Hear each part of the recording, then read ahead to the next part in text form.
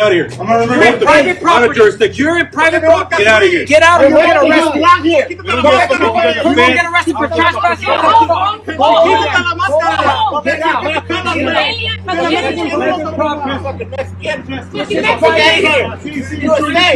Speak English, bro. You are safe, bro. Citizens. Back up. What the fuck you want to be cops? You right? Old School Will is about to explain the reasons you're seeing so much chaos within ICE deportation officers. Look at this. Look at these. Where's your guys' warrant? Stay back. Where's your guys' warrant? Stay back. No, where's your warrant? Stay back. Where's the warrant? Stand right there. Where's the warrant? I don't need one. Yes, you do. Where's the warrant? You guys do this? Back. I need you to wrap that up.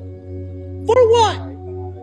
Stay back. Stop getting closer to me. Stay back there. I'm back. I'm back. I ain't gonna do to you. I'm back. You guys have to leave. My lawyer is coming. Good. You guys want to get sued? Are you done? What's your badge Stay number? back. No, I want to get you guys. I want. All right. You inside your stuff. Yes, you guys aren't supposed to be back here. Stand back here. You can record, but I'm already back here. You guys haven't shown me. You guys haven't identified yourself. I don't know who the you guys are. Who the what is that? What the is that? Federal agent. I need a warrant. I need a warrant. Do not need a warrant. Yes, I do. Yes, I do. You know how you guys came in? Listen, yeah, Illegally. No. You guys broke the window. Yes, we did. Because you guys don't have a warrant. We don't need one. Yes, Stay you back here. Stay do. back here. Hey, what the I ain't doing. I'm making sure he's safe. Excuse you. Okay. ¿Dónde?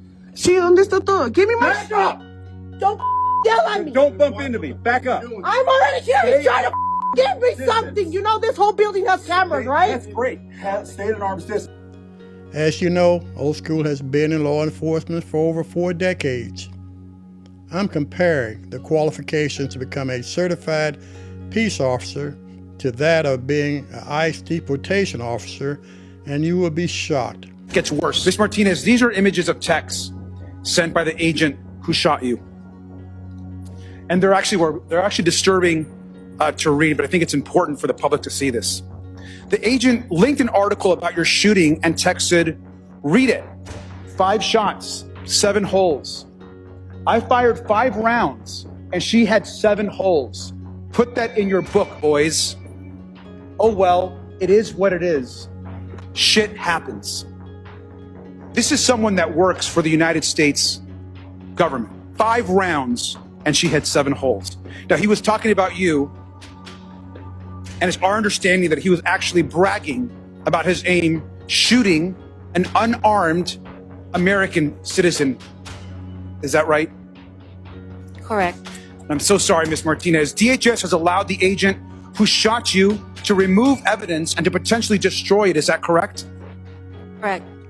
Today we're putting 2 law enforcement roles side by side, roles people constantly compare, confuse, and argue about online. Old School retired as a deputy sheriff. This is why I'm using sheriff versus an ICE deportation officer. Both wear badges, both carry weapons, but the standards, training, timelines, and supervision are very different. Let's break it down from application to academy to who's actually in charge. This is a mock neighborhood that ICE has set up for new recruits to come in and practice doing what they would do out in the field. This is an obstacle course that ICE agents and new recruits have to finish in under 1:45. New recruits take turns driving in simulated high-speed chases, how to handle a gun, and how to even break down doors in a mock simulation of an American neighborhood. The agency is scrambling to bring on new hires amid President Trump's promise for mass deportations. We're carrying out historic deportations. Before this hiring surge, the onboarding process for a new agent typically took up to a year, including screening and vetting. Now they're moving agents through here in 8 weeks in what used to be a 13-week course. Former agents are concerned the agency is cutting corners when it comes to bringing on new hires to boost its deportation numbers. But here on the ground, ICE Director Todd Lyon says he's not concerned about that and says they found a way to streamline the program. They say they've cut the Spanish language portion and they've done away with a lot of the redundancies in the training. I've been out here for the past 2 days. I've gone through some of the classes that I went through back 20 years ago, and it's so much better. What they are getting is top of the line training. I'm confident and proud of the product we're doing down here. Who are they? Who do they work for? First, let's start with who signs the paycheck. A sheriff's deputy works for a local county government. Their authority comes from state law and applies locally.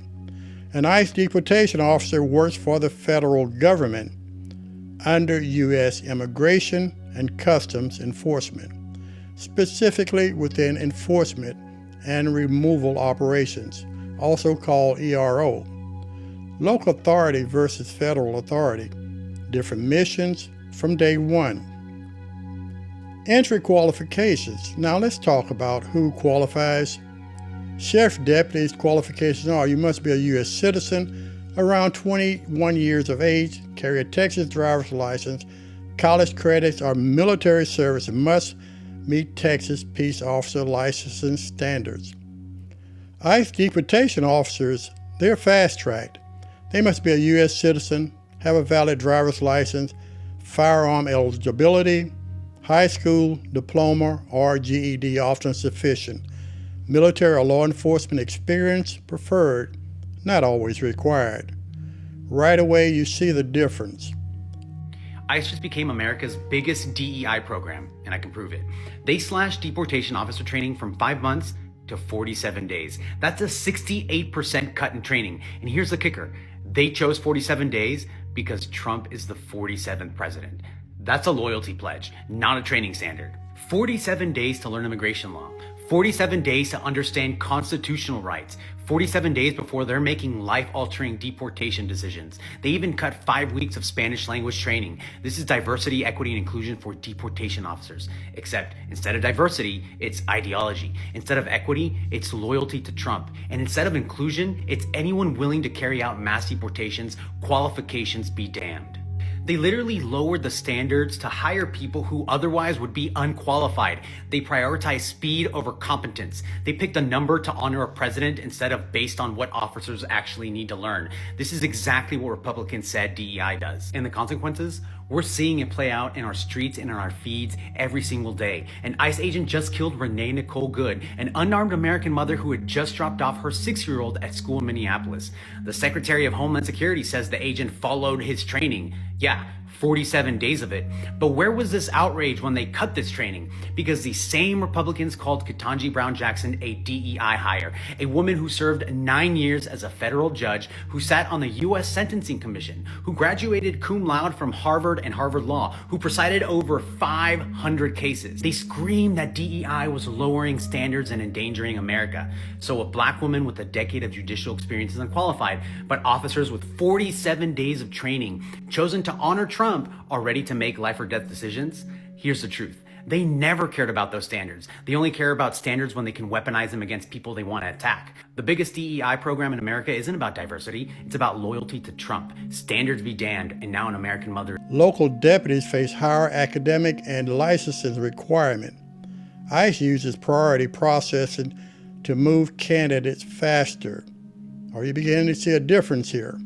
ICE is trying to hire 10,000 new agents to help with deportations, but they're having a hard time, even with signing bonuses of up to a year's salary. Part of the problem? A high fail rate on physical standards. Recruits have to do 15 push-ups, 32 sit-ups, and run 1.5 miles in 14 minutes. Other recruits are failing tests on immigration law. And drug use and criminal histories are immediate disqualifiers. The agency has spent more than $10 million on a national recruitment campaign, and they've hosted in-person career fairs around the country. According to a Homeland Security official, ICE has received more than 175,000 applications for the 10,000 roles, but they wouldn't say how many of the new applicants have been hired. A major difference. Who sets the standards? This is critical. Sheriff deputies are trained and licensed under the Texas Commission on Law Enforcement. ICE Deportation Officers are trained under the Department of Homeland Security at the federal level. Academy length, here's the part that shocks people. Sheriff's Deputies Academies are 26 to 30 weeks long, which is about 6 to 7 months.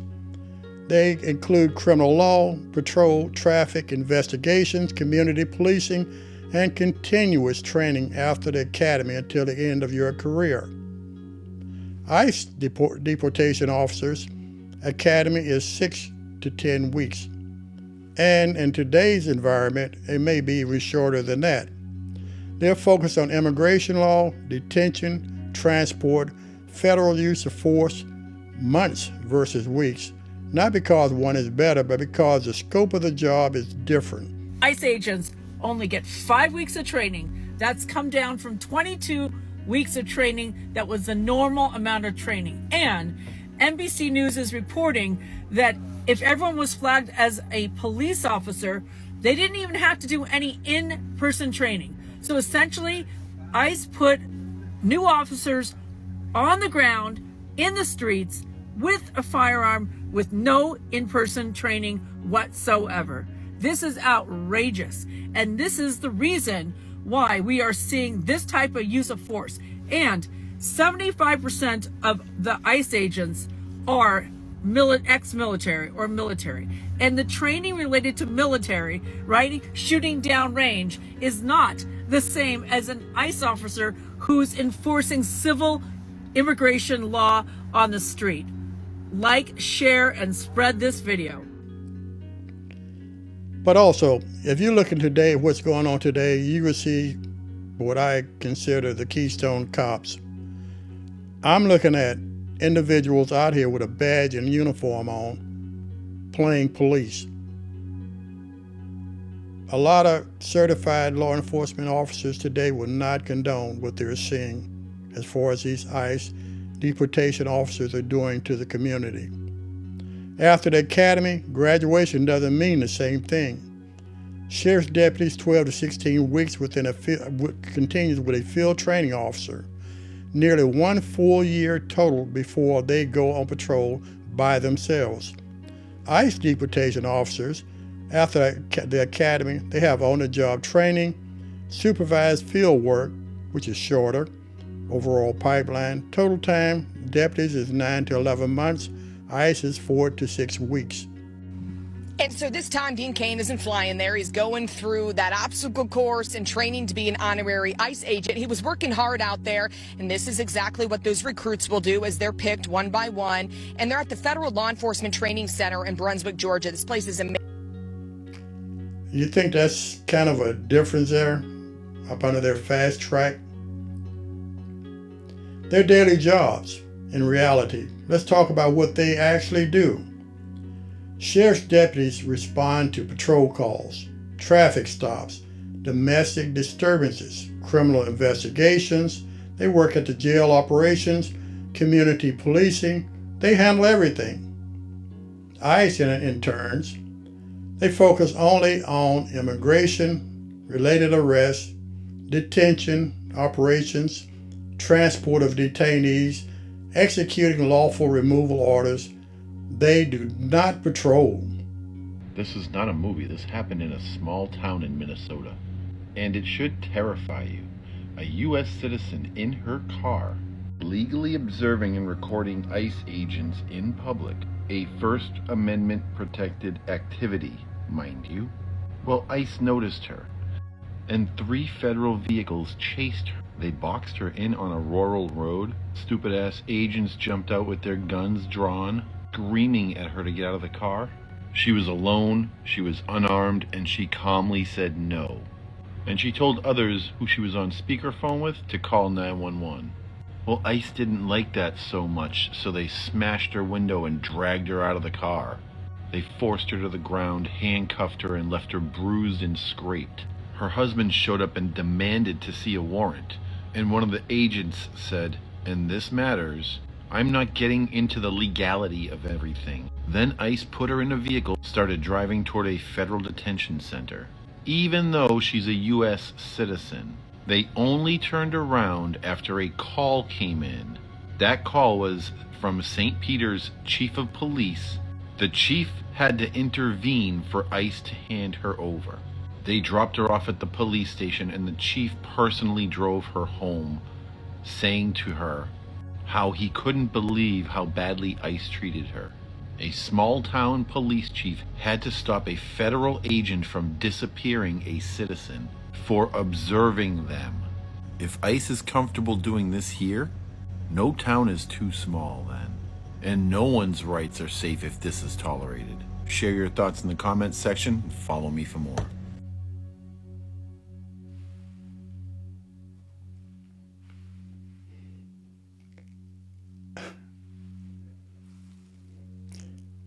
They do not patrol neighborhoods and do not investigate general crimes.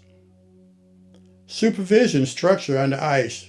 This is where federal enforcement is very different. ICE deportation officers operate on a strict chain of command. From the ground up, deportation officers, supervisory deportation officer, assistant field officer, director, field officer director, and ICE ERO. Their headquarters, Department of Homeland Security. ICE officers do not act independently. They do not decide who gets deported.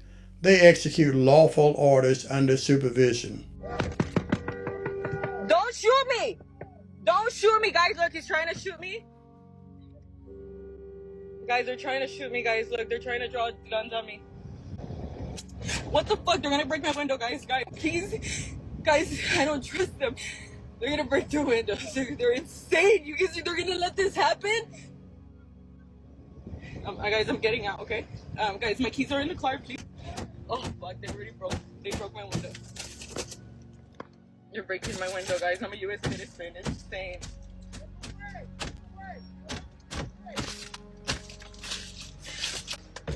They're gonna try to arrest me. I was unlocking the door.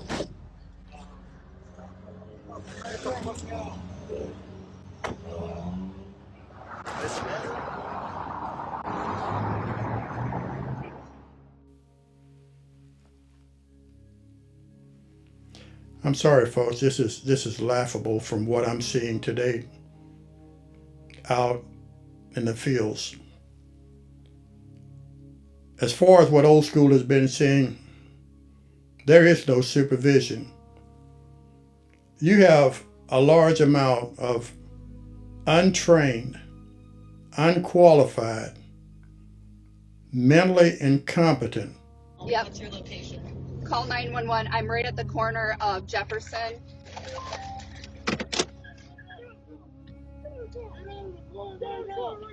No, I will not. I will not get out of the car. No. I will not get out of the car. You guys, I need CEOs here now. No, I will not get out of the car. You can't do this. Get your hands off of me. Get your fucking hands off me. Get your hands off me. I am not doing shit. I am a servant. I am a servant.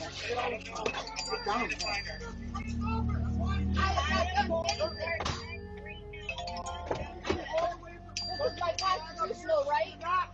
We're calling 911 right now. I am not. You cannot arrest me. I'm observing. You can't arrest me. I'm observing. You cannot. I am not. We're taking a video too. Get off of me. Get off of me. Individuals running around under a quota system that are apprehending anybody and everybody. Enforcement across the country prompting some businesses to close. Over the weekend, Broad Acres Marketplace here in North Las Vegas announced its temporary closure because of the possibility of ICE raids. The marketplace says it doesn't want any customers, vendors, or employees to be detained on their property. It's yet to announce a reopening date, but stresses this closure is temporary. Well, there is a bit of back and forth between Democrats and Republicans about the impacts of federal immigration enforcement here in Southern Nevada. News 3's Fidel Moreno Mesa reports on what one state senator has to say about the impact it is having on our local economy. As an example that there is fear among the Hispanic community, he says that these ICE raids are having an impact on our local economy. What we have seen over the last several weeks is that there is a distrust that is growing within the Latino community. And low attendance at a Mexico soccer match as examples of fear among the community. No, it's important for us to ensure that we're protecting businesses regardless of who they are, whether they're founded by immigrants or Latino families. From babies to kids to adults, this is craziness on steroids. Breaking news, ICE trapped 3 Democratic members of Congress between a fence at an ICE facility for almost half an hour, refusing to let them go. That literally is an illegal detention of members of Congress. As you know, members of Congress have the legal right to inspect these facilities. These are federal facilities. They showed up, they understood that there were migrants under arrest there, and they went to inspect. And the ICE men, who were of course masked, refused to give their names, refused to give their identities, locked the members of Congress, basically let them in the gate and then locked them there so they couldn't leave, they couldn't go in, and left, and just let these guys trapped behind the fence. This is incredibly dangerous stuff, guys.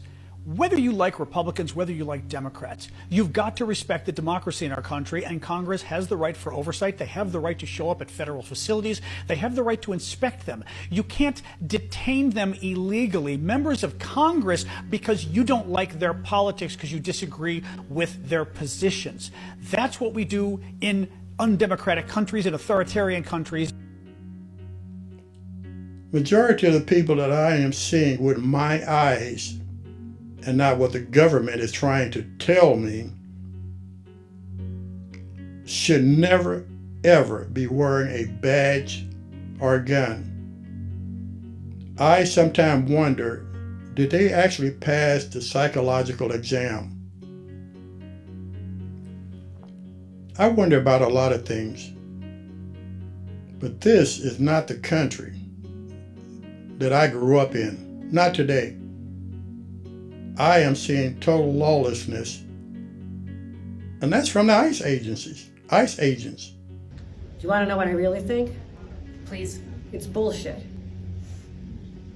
How dare they take an elected official who's been going down there for weeks to escort people who are afraid to walk into a courthouse in the United States of America, because despite them having legal status and following the rules and making their appointments, that they don't know what's going to happen to them. So Brad Lander has stepped up to be a guiding help for them. And this is what happens to them. What the hell is happening to this country? I just left Little Haiti. People are being traumatized. Small businesses, people walking down the street. When I was there in August, the streets were mobbed. People were walking down the sidewalks. There were vendors everywhere. The traffic was crowded. Today, there was silence. People are living in fear. So in closing, let me say this. So when people argue about these roles, they're not the same job, folks. They're not trained the same. They're not supervised the same. Both carry authority, both require accountability, but understanding how someone gets the badge is the first step toward understanding how that power is controlled. Old School will keep breaking it down, explaining the facts, trying to give you that knowledge you need to know. Let me say something else before we close. A lot of folks out there say, well, it never will happen to me or it can't happen to me, but since it's happening to someone else, I could care less. With the way things are going today, old school is concerned. And let me tell you why. Imagine you're getting up at 6 o'clock in the morning to take your children to school. Or you're getting up on that Sunday morning to go to church. Or you're coming home from work that afternoon. All of a sudden, you're surrounded by all kind of cars, unmarked cars. You don't have a clue as to what's going on and who these people are. Minneapolis police have had to respond to more than 20 ICE-related incidents, like witnesses see ICE abandoning vehicles on the street.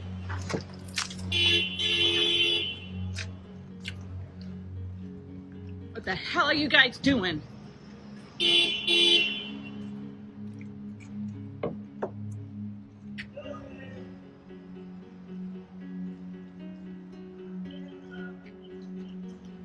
It's ICE!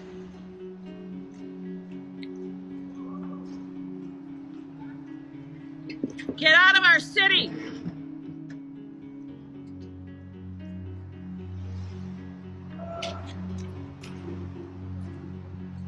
You're not making us safer!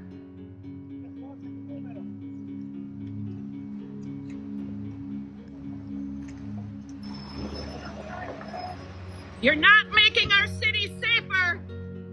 Shame on all of you!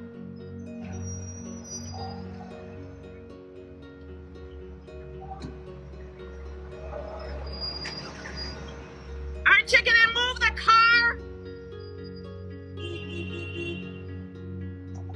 Unbelievable. I got it.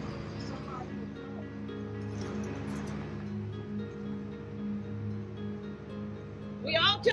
Until you see one person, and then another, and then another, and then another jump out of those cars surrounding your vehicle with their guns drawn. You're terrified. You're in shock. You don't know what this is all about. You don't know what's about to happen next. And then one idiot comes up to you, passing inside of the car, telling you to get out. You don't know what's going on. Then next, he breaks the window out because you're not moving fast enough. You're so in shock, you don't know how to react. You make a wrong move. Next thing you know, rounds are fired into your vehicle. Hopefully, you will survive. But several did not survive. Folks, is this the type of country we live in? Yes, it is. Today, it's the type of country we're living in. But for those of you who think it'll never ever happen to you, or your family, or your friends, or your kids, you better think twice. Because from what I'm seeing, this can happen to me. This can happen to old school. And after you're thrown into the back seat of that car, and everybody scrimmages off in their cars going who knows where with you in the back seat of one of them, you have no access to a phone. You have no access to an attorney if you survive. You have access to nothing. You have no idea where you've been taken to. And then next thing you know, you wind up in a camp. Barbed wire, fenced all the way around. Here's a reminder that Alligator Alcatraz is still open and in full operation. You may have seen reporting a couple months back, I think it was in September, that a judge ordered the indefinite closure of Alligator Alcatraz. However, as with most rulings that basically just trying to treat people humanely and follow the laws as have been set forth for hundreds of years, they sought to appeal it, and at the appeals court, they granted a stay, meaning that Alligator Alcatraz is still fully functioning, fully in operation. And if you weren't aware, this is a location, along with many other locations, of detention centers that the detainees cannot access their attorneys as they want to.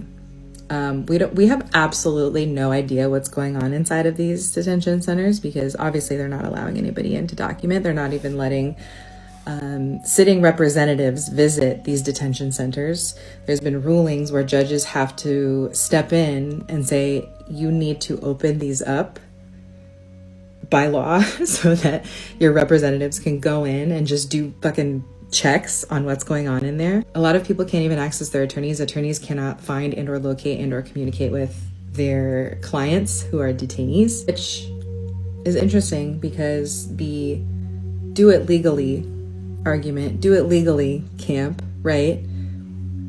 We have set forth rules. We have legal processes by which individuals can come to this country, whether they apply, do it legally from the get-go, or they get here and then do things like seek asylum, which is a legal process as established by the United States to allow people to come here and seek refuge. So once somebody's sitting in a fucking detention center, okay, and they can no longer reach their attorney, they are no longer being provided proper conditions to just exist, eat, drink, sleep. There is no more do it legally argument, right? Because we as a country, whether you know it or not, and or have learned this or not, or accept this or not, have well-established ways that we have decided to treat people that are not being followed. And the like do it legally argument goes out the fucking window at a certain point, right? Anyways, it's still open. So do what you gotta do. Contact your reps. Protest in ways that are obviously legal. I can't advise you otherwise. I'm not giving advice here, but I'm not gonna tell you to do something illegal, but I don't know anymore. If you get one meal a day or a place to even use the restroom, you're definitely not going to get the phone call until maybe later on. You weren't asked for ID on it when you were first initially stopped.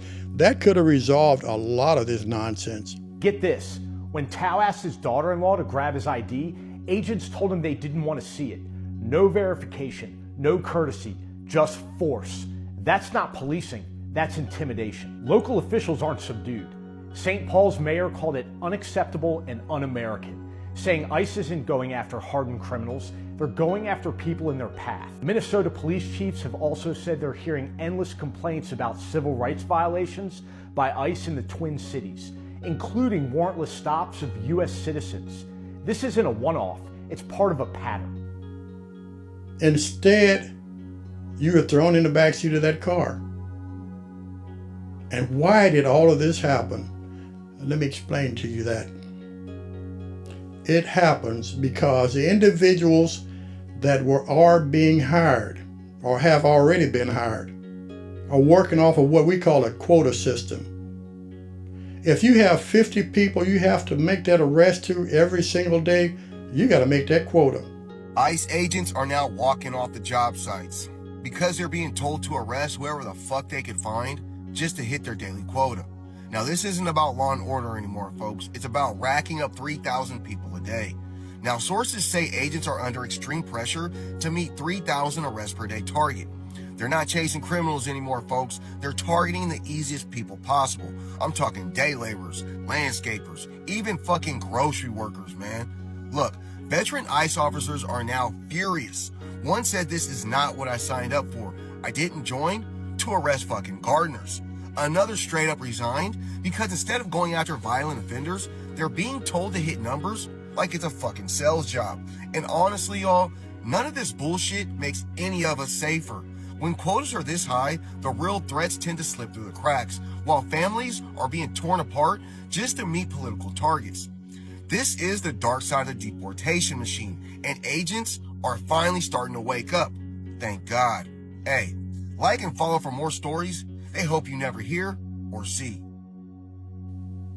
And if you hadn't noticed, the variation of people, cultures, ethnicities, they're expanding. They're not only minorities, they're whites. An ICE agent literally came over to me and said, "What did you say?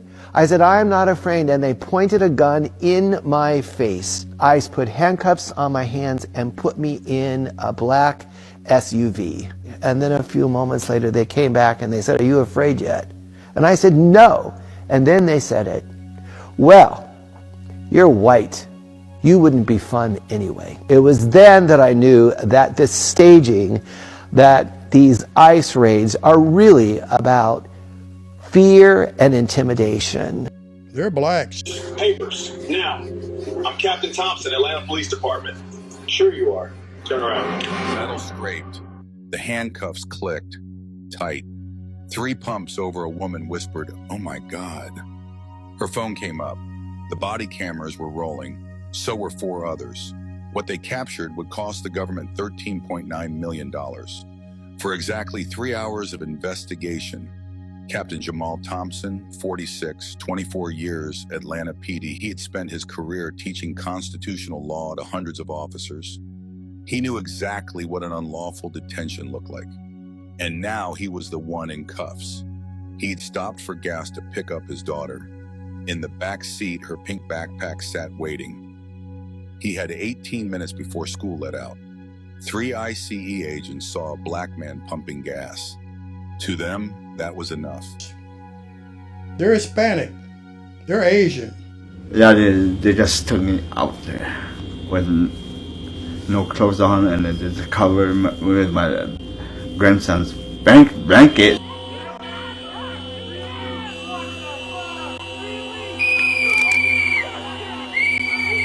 They didn't ask for my ID or anything until after they handcuffed me, and then they asked me, do I have my ID? I go, yeah, it's in the room. And then my daughter-in-law, she tried to get my ID, but they didn't want to see it no more. Just the ID? Yeah. Just the...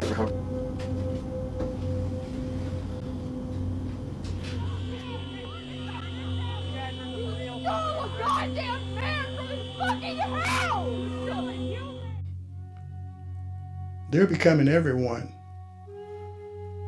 So if you're not afraid, you better be. I know old school is not the same. I don't venture out as much as I used to because I don't know. If I'm stopped, I will be thrown in the backseat of a car not knowing what's going on. I have to do everything I can to preserve my life. Because all of those untrained individuals who have their guns drawn, first of all, they're scared. How many times have you seen an actual police officer jump out of his cruiser after a traffic stop and have his gun drawn to your head while you're sitting in your car? Or how often have you seen a police officer jump out of his car and there's 5 or 10 of them surrounding your car? Don't you think there's something wrong with this scenario, folks? That tells you right up front, these people are scared and they're unqualified to do the job they're doing within 5 or 6 weeks of training.